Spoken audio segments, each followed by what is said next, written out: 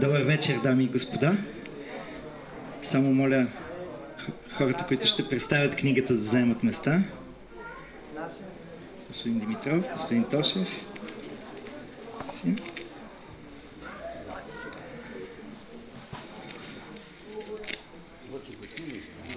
Да покажа, после ще остане. Тази вечер сме се събрали, за да представим една нова книга на Наси Кралевска, България под комунизъм, и едно ново издание на издателство Рива. Трябва да ви кажа, че като водещ на дискусията, аз всъщност се явих в двойно качество, тъй като съм редактор на книгата. И когато тя пристигна при мен на файл, аз бях доста се замислил как може да се опише цялата история на българския комунизъм и възможно ли е, примерно в 300 страници. Започнах да я чета и трябва да ви кажа, че наистина бях удивен от лекотата и умението, с която Наси Кралевска беше изградила повествование, бих казал, върху този толкова болезнен отрязък на българската история. Тъй като аз съм учил, макар да съм философ по образование, съм учил история във Франция при новите историци. Един от моите учители, Франсуа Фюре, казваше, че има различни начини да се пише история. Значи историята може да се пише пространно, може да се пише детайлно, могат да се търсят неизвестни факти. Има едно нещо, което е забранено, и това е да се пише скучно. Когато историята се пише скучно, тя става някак безсмислена, ненужна. Това е описание на историята. Тази книга не е написана скучно, тя е написана пристрастно. Искам да уведомя бъдещите и читатели, тези, които не са я чели. Сега може ли да се пише история пристрастно? Може, разбира се. Ние сме във време на исторически монографии, когато се смята, че историк, разбира се, винаги е обективен, историята е наука. Има и друг разказ, има и по-личен разказ. Обясненията за това, защо тази история е написана пристрастно, са поне няколко. Първо, те са написани от човек, преживял една немалка част от този отрязък в България, преди да замине за Съединените щати. Второ, в страниците на тази книга вие ще откриете името на доктор Атанас Кралевски и съвпадението по фамилия подсказва, тази история е вплетена и тази история е претекст и повод за това да се напише тази книга. Освен това, тази книга в самия начин и опит да резюмира всичко, което се случва от 1944-та, Народния съд, минавайки през разправата с българската армия, разправата с интелектуалците, наливането на основите, разправата с църквата, възродителния процес, сигурно пропуска много неща, се базира на много свидетелства. Тя обаче се базира и на автентични материали, които аз примерно срещнах за първи път. Това е архива на депутата в 25-то обикновено Народно събрание Лазар Попов, който всъщност е притежание на госпожа Кралевска, тя разполага с него. Това са направени интервюта, и то в Съединените щати, с дъщерята на Павел Груев, Радка Груева, сестрата на един голям български журналист, когато вие сигурно знаете, автора на Корално оттрени. И една история, и едно свидетелство, което мен много ме порази, на професор Иван Емануилов, когато аз не познавам, още една лична съдба, която показва обаче начина, по който се изграждаше или се наливаха основите през образование, форматираше се тоталитарната държава в България и ни хора нямаха никакъв шанс, въпреки достоинствата си. Това ми се иска да кажа като начало за тази книга, която аз също прочетох пристрастно. Искам да поздравя издателя Йонко Йончев, който е тук, господин Йончев, тъй като разбирам, че тя има и много голям успех. Оценката на една книга е срещата с читателите. Виждам, че са останали малко бройки, т.е. първият тираж е почти изчерпан на тази книга. И това може само да ни радва, защото то продължава много разговори, които всички водим. Тази книга е една тухличка в стената, да кажем, тъй като напоследък се появиха и други книги, филми, все повече говорим за това, като че ли нещо се променя в отношението към този абсолютно, не знам аз как да кажа, отрязък от миналото, който беше умишлено държан под похлупак в последните години, за да стигнем до репликата на един бивш, за щастие, български министър-председател Сергей Станишев, който каже, че само ненормални хора се интересуват от миналото, историята и досиетата.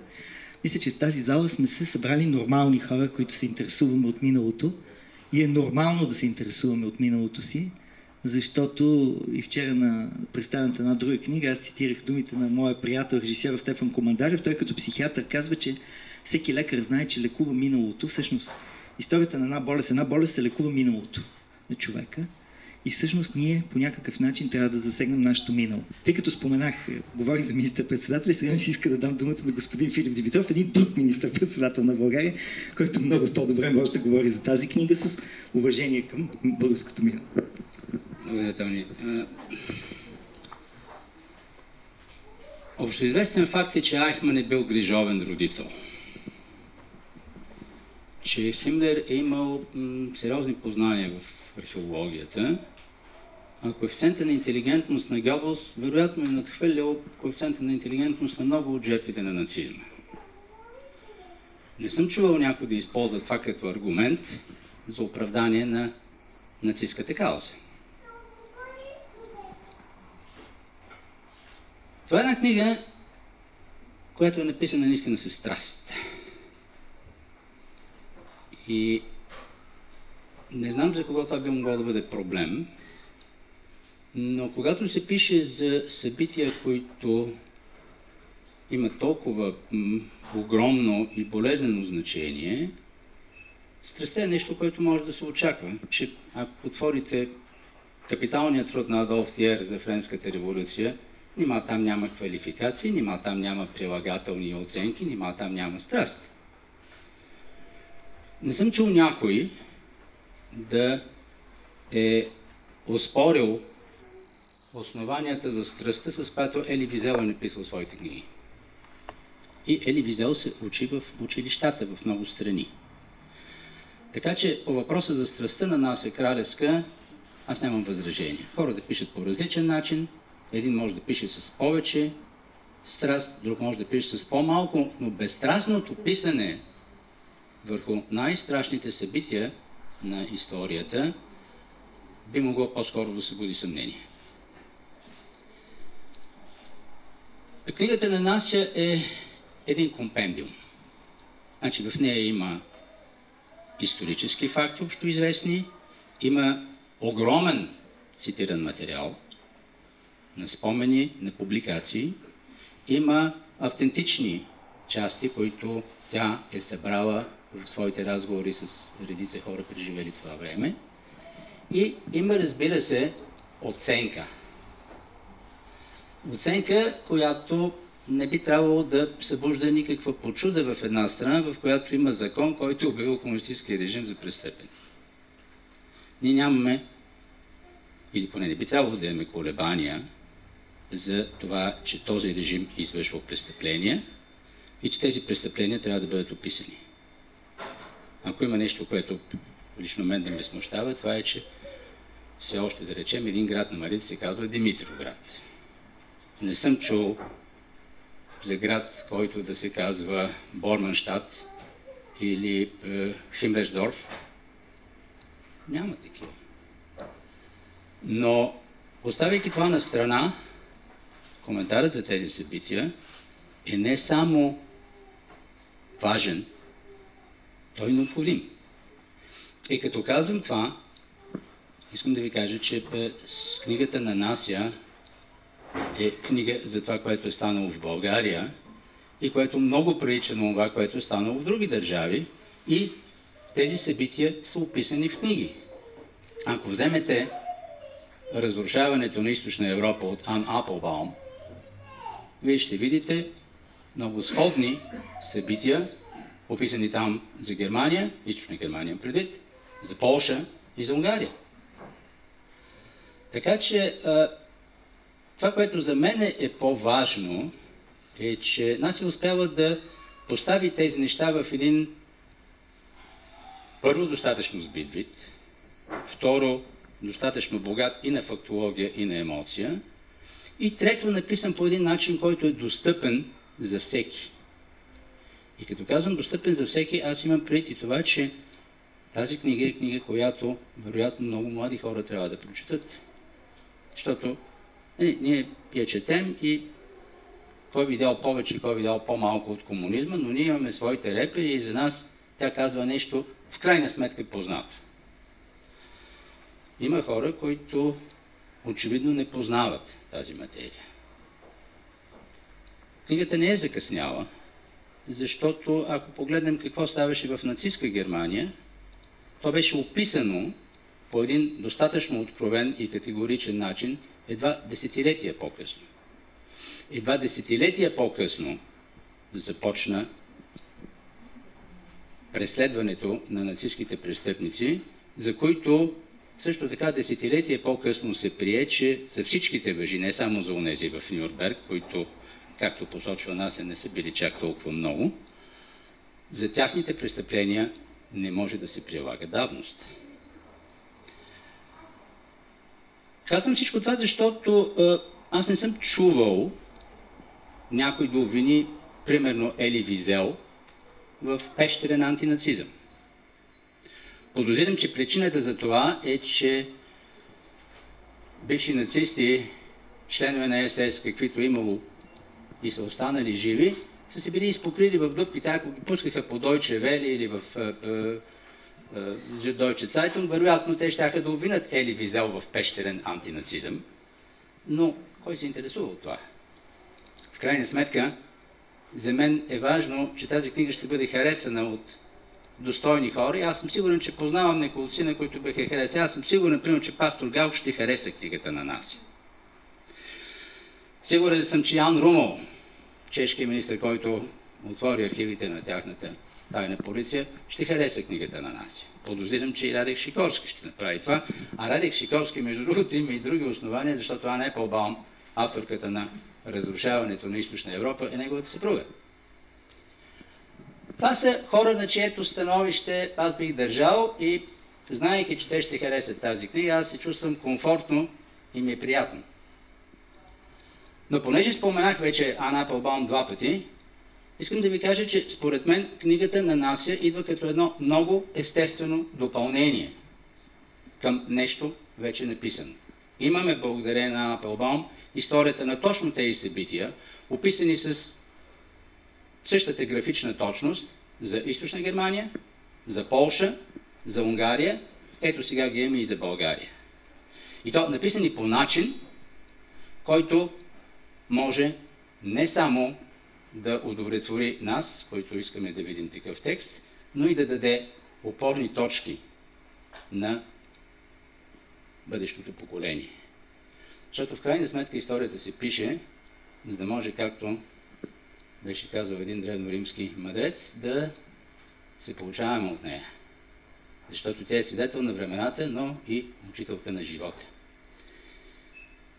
И мисля, че в този смисъл книгата на Нася е един много добър учителски текст. Нася, поздравявам те за това, че си успяла да направиш нещо, което да може да се чете и в училище, и дай Боже да се чете. Благодаря. Господин Филип Димитров, искам да кажа, господин Йончев, доколкото ми е известно, че този текст на Ана Еплбаум ще се появи отново от издателство Рила и съвсем скоро ще го държим в ръце и на български, т.е. двете книги, така да се каже, ще вървят заедно и читателите имат възможност за съпоставка. Сега ще помоля господин Лъчезар Тошев, още един политик-демократ и познавач на историята, с думи за книгата. Здравейте! Аз също не мога да кажа, че мога безпристрастно да оценявам тази книга, тъй като тя засяга един период, в който и аз съм живял и съм пристрастен. Даже мога да кажа, че когато прочетох книгата, това някак си ме върна в онези времена. И това е едно четиво, което в мене поражда едно чувство на потиснатост за това, че ние толкова 25 години след падането на комунизма, продължаваме в България да не можем да постигнем общата оценка за престъпленията, извършени през този период. Това е един голям проблем за нашата нация, която всъщност е разделена на две части. Колко са големи двете части е друг въпрос, но едната част отказва до сега 25 години да осъди тези извършени престъпления и дори си мисля, че тайно мечтая един ден да се обърнат по някакво чудо нещата и те отново някакси да се появят. Имаше такива, които излязоха с транспарант «Искаме си комунизма», други се снимат с бюстове и паметници на диктатори. Все още има такива паметници в България. Не всички са махнати, някои са махнати, но много стоят. Това е един проблем на нашето общество. Когато аз гледам на тази книга през моите очи, я виждам може би по един начин. Не знам как ще я видят тези поколения, които са дошли след комунизма. Днеска, например, имаше един случай, една студентка 4-ти курс не знае къде е бил бившият партиен дом. Алелуя! Има такива хора, които изобщо не си спомнят за този период. Те са щастливи хора, защото за тях това ще бъде една история, разказана, която те не са преживяли. Тя не е част от техния живот. Слава Богу, че има следващото поколение, което не е свидетел на това, което се е извършвало по времето на комунистическия режим. През тези 25 години бяха внасени много проекти, които даваха възможност на тези потомци на партията, която беше тоталитарна и извърши престъпления, на комунистическата партия, да се присъединят към осъждането на престъпленията, за да се затвори пропастта в обществото, която те са изкопали. И нито веднъж това не се случи. Нито са гласували някога за, никога. Или бяха извън залата, или гласуваха против, или въздържали се, и след това имаше иронични оценки, някои направо издевателства за страданията на хората, които са преминали през този ужас. А много хора не са преминали. Тази година, на 9 септември, вместо да напиша статия или текст, публикувах един списък от Държавен вестник на моя личен блог, защото само там мога да го направя, на безследно изчезналите, които са обявени в Държавен вестник. Съвсем официално са обявени. Те са хора с имената си, с населеното място и броя на Държавен вестник, с който са обявени за безследно изчезнали. Между тях има хора, които са ми известни. Например, отецът, който е кръстил моя баща от Севлиево, отец Кривошиев, е в този списък. Баща на 4 дъщери, който безследно изчезва и по-късно намират неговия гроб, защото кучетата го изравят. Бил е погребан плитко. Имало е за такива хора. Това е отец Павлади във Видин и други, които са убити, те са в този списък обявени за безследно изчезнали. Имало е такива тежки престъпления, които сега има хора, които се колебаят да ги осъдят. Това не може да бъде.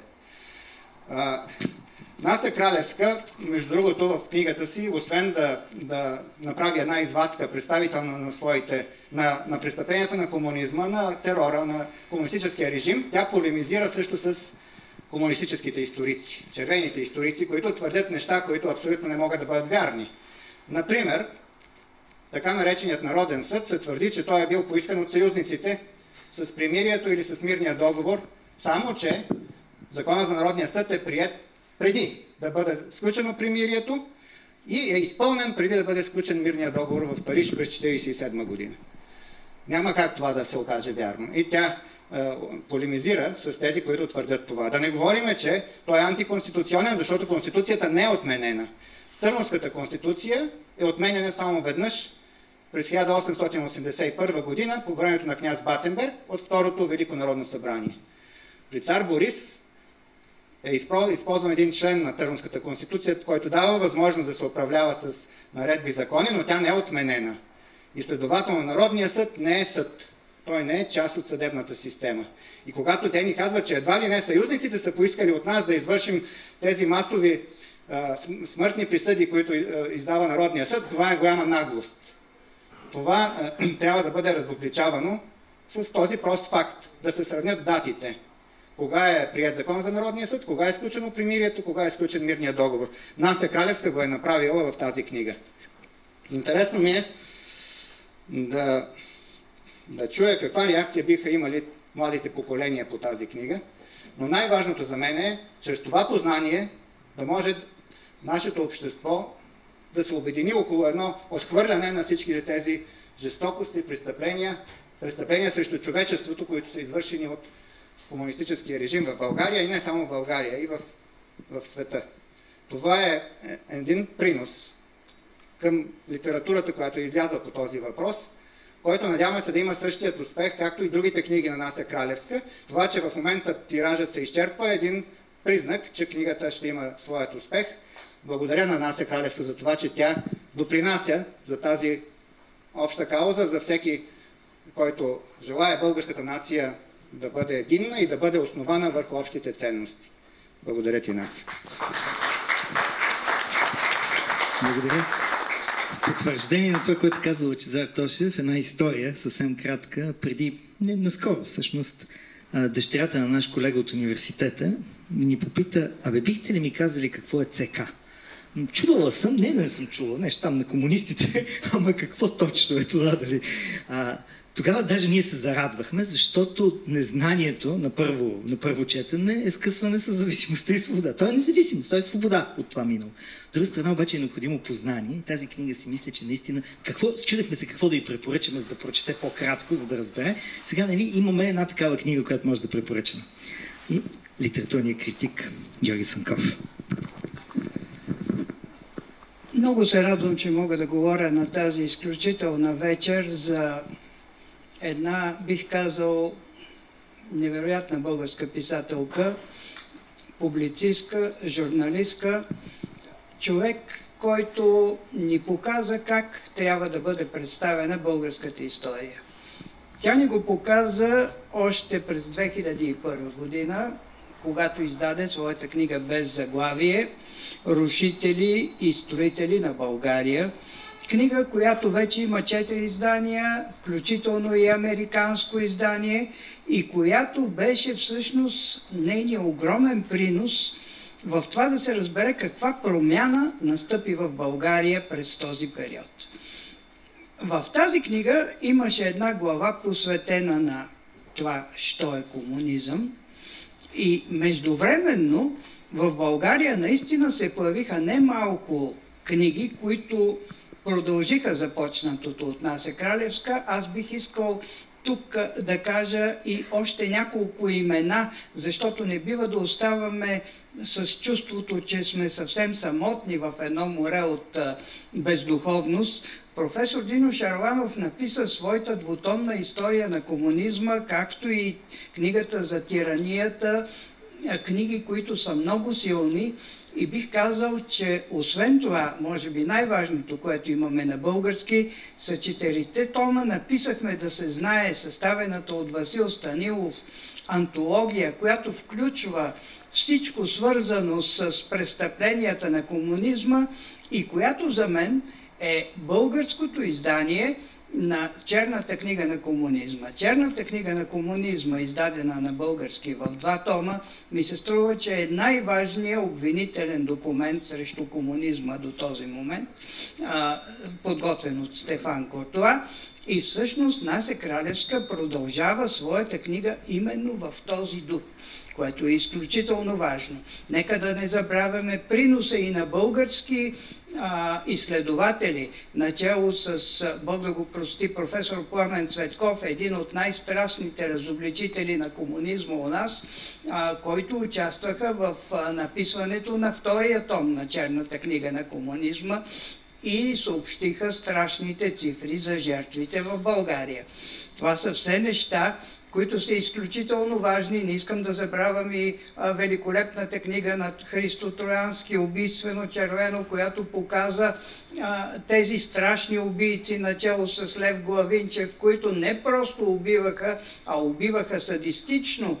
Това са все неща, които са един истински паметник на нашето съзнание за това, което се случва. Но същевременно, вижте, ние сега тук почти няма млади хора и това е много тревожно за мен.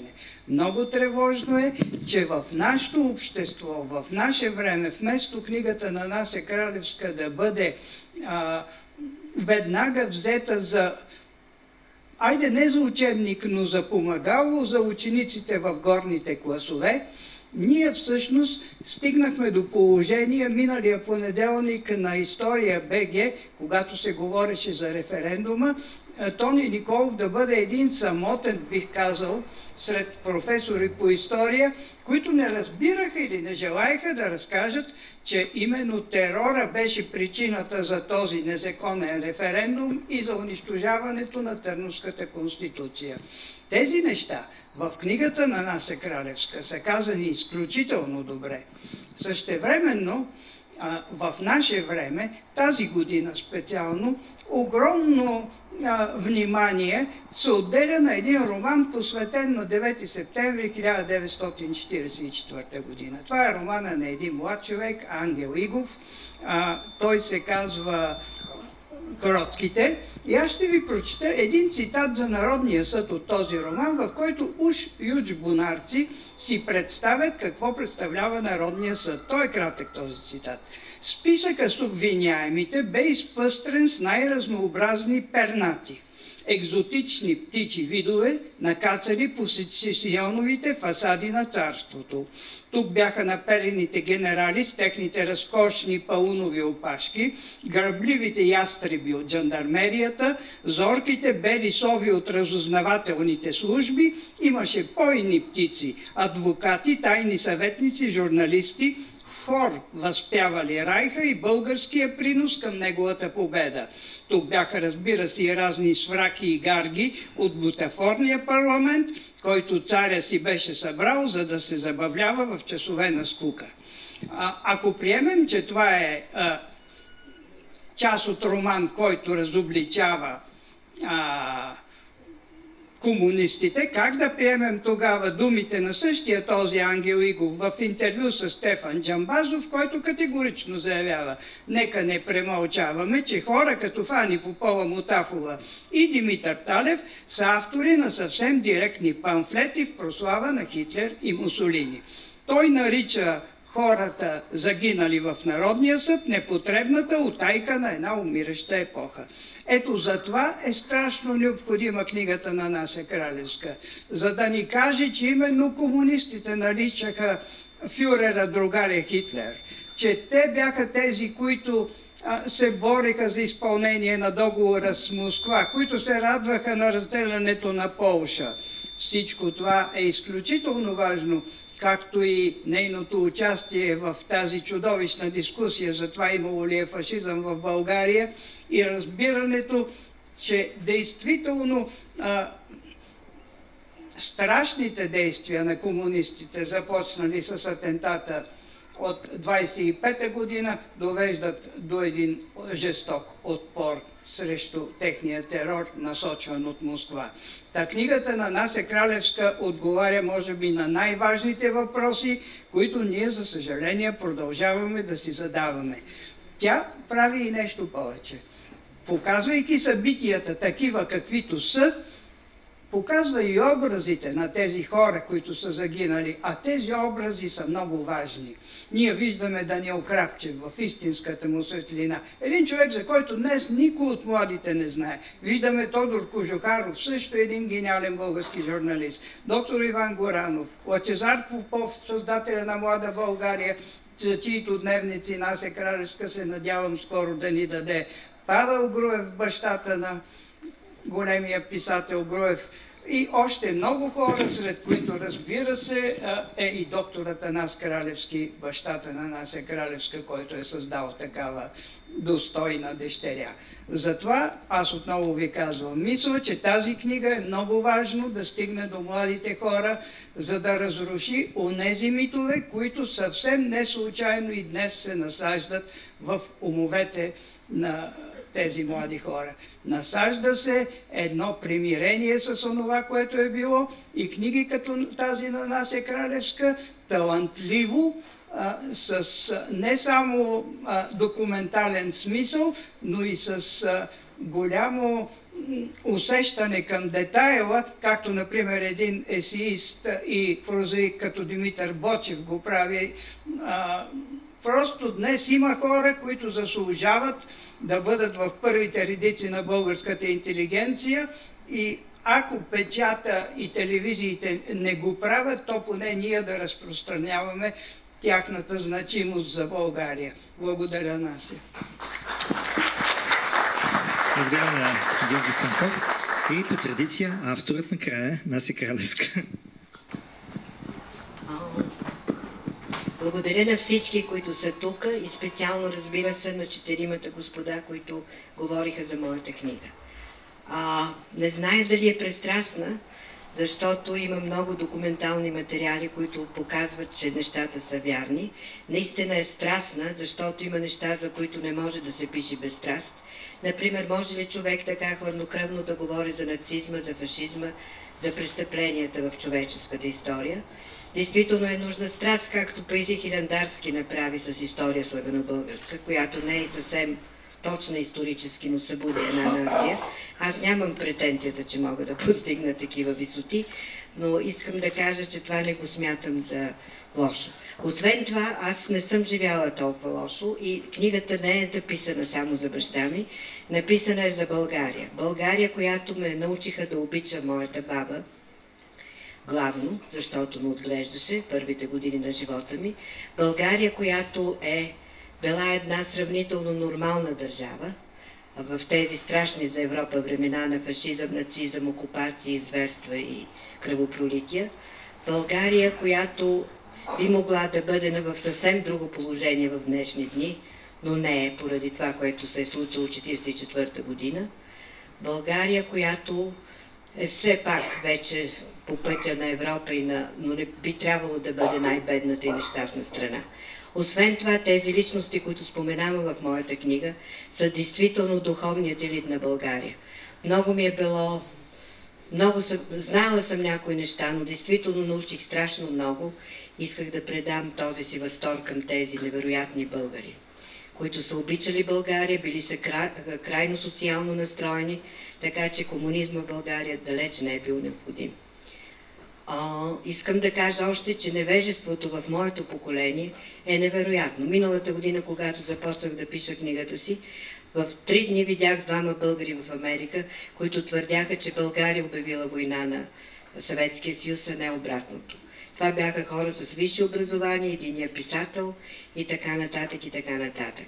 Така че се опитах тези полуистини да бъдат разобличени, доколкото мога, с документи и с факти.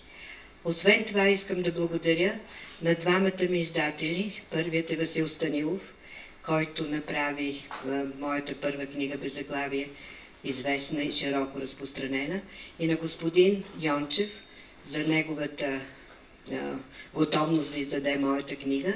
Също така искам да благодаря на една дама, която е тук, Недялка Чакалова, която преведе Беззаглавие на английски език и с това направи възможно книгата ми да излезе в Америка и в днешни дни да се ползва в някои американски университети. Благодаря на всички, които сте тук.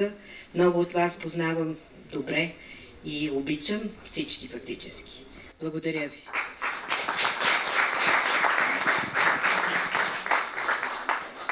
По традиция имаме още малко време, преди книжарница Хеликон да затвори вратите. Въпроси, реакции по темата? Господин Цанко Серафимов, виждам. Аз искам да направя само едно съобщение. Дали трябва с микрофон? Да, трябва. Миналата година по това време, когато работех над поредната си книга за Паисий от Кралевдол, заедно с моите сътрудници от селото, можахме да стигнем до едно сензационно разкритие. Оказва се, че нашата кралевска е от Паисиевия род, 8 или 9 коляно на този огромен 300 годишен род в Кралевдол, и тя носи кръвта и пламъка на нашия Паисий Хилендарски. Историята е много дълга, аз ще ви я разкажа максимално кратко. Нейният дядо, Веле Кралевски, роден от Кралевдол, е първият българин, който един блестящ литератор, един от първите възпитаници на Софийския университет, е първият българин, който първо попадна на дирите и направи достояние факта, че Паисий Хилендарски е роден в село Кралевдол. Още 23-та година на миналия век, значи преди 90 и повече години, той излезе с първата статия, че Паисий Хилендарски е роден в село Кралевдол, като привеждаше ред доказателства. Най-голямото доказателство, според него, беше, че в Кралевдол и до днес съществува един огромен род Паисиете, Паисиевите, и когато той самият кралевдолец не е знаел това и се изненада, че толкова запознат човек с историята си, преподавали историята на много наши младежи, никога не се е замислил над този факт. Но той идва в късни години в село Кралевдол, вижда читалището отец Паисий, училището отец Паисий, кафенето на площада отец Паисий, собственика на кафенето Паисов. И тогава той започва да разравя тази история и установява, че Паисий е роден в село Кралевдол, и едно от големите доказателства, освен рода, че той е блестящ литератор, за първ път надава ухо на говора на своите съселени и разбира, че към 250 думи поред, както ги издирил в ръкописа на Паисий, са от речника на неговите съседени в Кралевда. Историята нататък е много дълга, няма да ви разказвам, но искам само да ви кажа, че дори самият Велик Кралевски, дядото на Настя Кралевска, не е знал, че неговата съпруга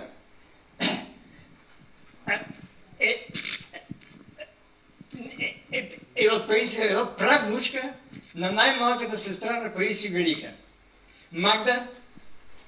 И вижте как и в наше време могат да се правят разкрития и да се разбере откъде идва тази жичка в нашия кралевски и тая любов към историята и тая пламенност на нейното слово. Повече не искам да ви кажа, но имаме една Паисевка в нашия... Благодаря се. Благодаря. Да се върнем към темата, все пак предлагам, нали, въпреки че това е изключително интересно. Питър Бочев, може би, да го помоля няколко думи, човек, който беше споменат и е свързан с тази тема за България под комунизъм. Разбира се, аз не съм чел книгата, мога да кажа само няколко думи за принципната необходимост от подобни изследвания, от подобни разкрития. За съжаление, е необходим немалко граждански кураж, за да се правят те в наше време. И тая игра на сляпа баба със собствената ни история не предвещава нищо добро за националното ни бъдеще. На българина потомствено му липсва съзнание за историчност и всички подобни опити за преодоляване на този дефицит са добре дошли.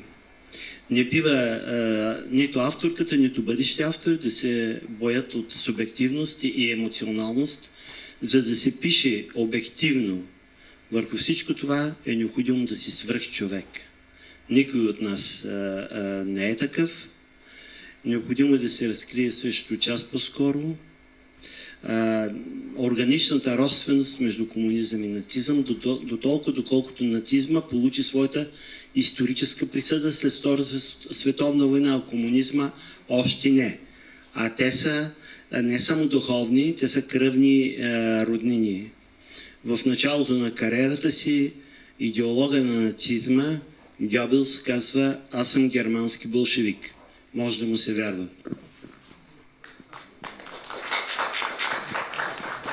Благодаря, но много кратко, защото Аз много няма да ви говоря, но обичам да е всичко точно, ясно и зато аз съм слушал по телевизия тук представителката на книгата и ми хареса, затова аз нося тук материали достойни, които откриват тук и тук измежду нас, които са ги писали и заслужават правителствени награди. За момент само ще ви поставя и няма да говоря. Това, но което ме доведе до тук, направи впечатление, да не би да съм недочулно, каза: първото горянско движение беше в Пловдив, където стачкуваха работниците за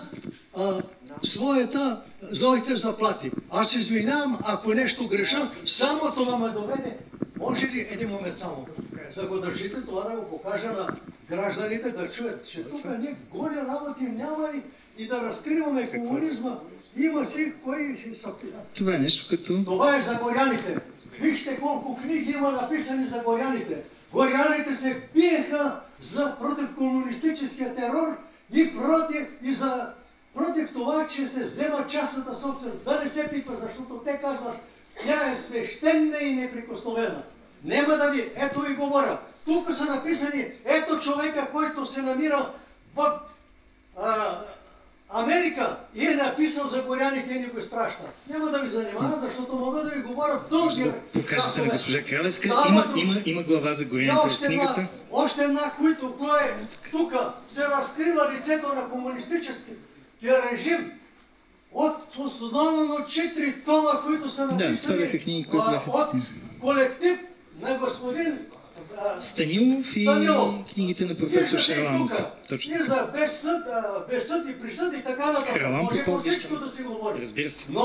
Но това е истината.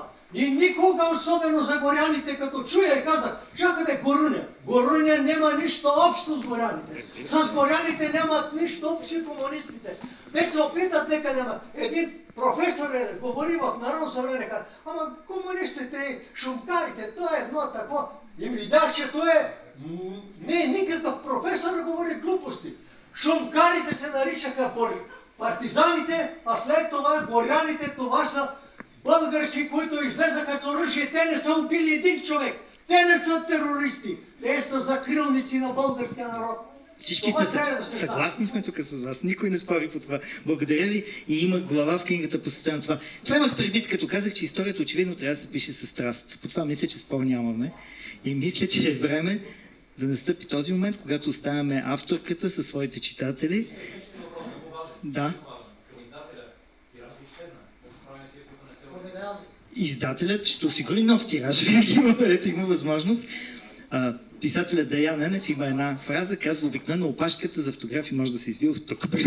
Така че Наси Кралевска очаква всички, които искат да вземат автограф. Благодаря на всички, които дойдоха тази вечер и благодаря, разбира се, и на издателя.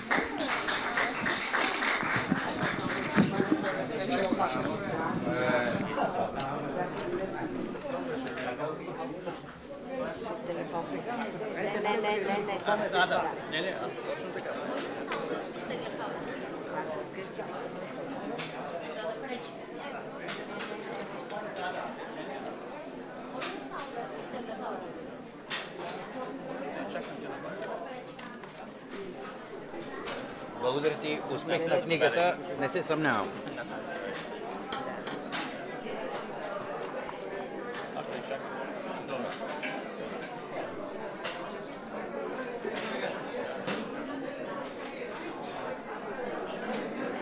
Благодаря ти, успех. Да.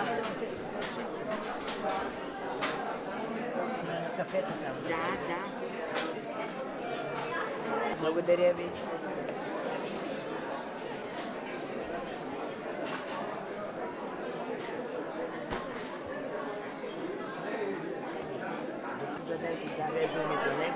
Това, което той правеше, беше едно геройство тогава. Всеки ден той идваше при баща ми. Помните това?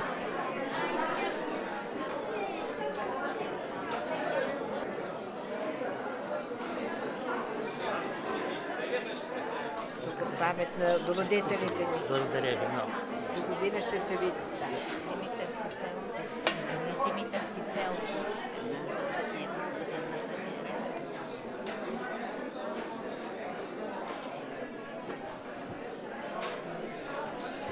Той моли за някакъв наш телефон. Може да Имейл, да. Това е в щатите, живеят имейл. Да.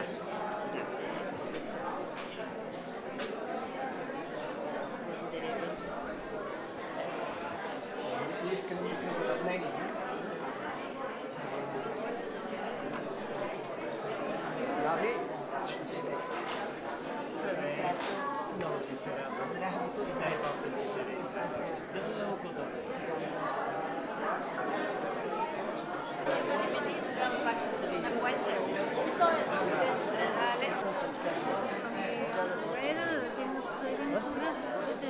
Не, няма да го говори, за да си гледа на тази. Не, тя я слушам какво говори.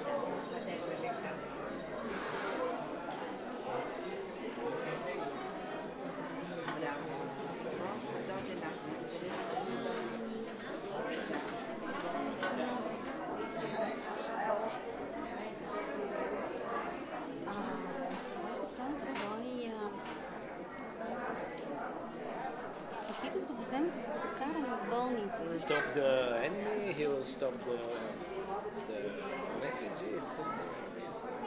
Айде, добре.